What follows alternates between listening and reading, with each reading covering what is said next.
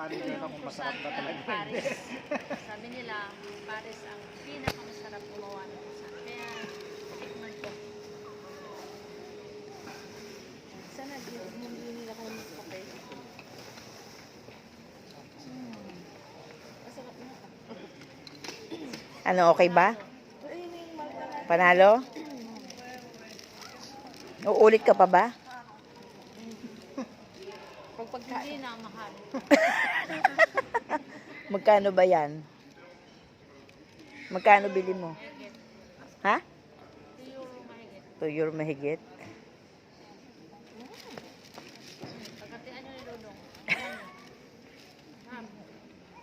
Guys, oh, sharing is caring daw. Doon, kunin mo doon. Yung croissant na masarap doon.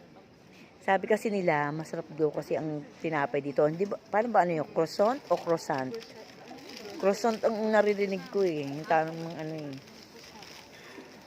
Oh, tikman nga guys. Ano, masarap ba? Masarap? Masarap? Masarap? Masarap? Tikman ko nga. Tikman ko guys. Masarap. Kunti lang. Parang yun din daw. Matibang. Parang yun din daw. Parang sa ano lang din, Malta. Okay guys, yun lang. Tikman namin yung ano dito sa Paris. Kasi sabi niya masarap daw. Okay, bye!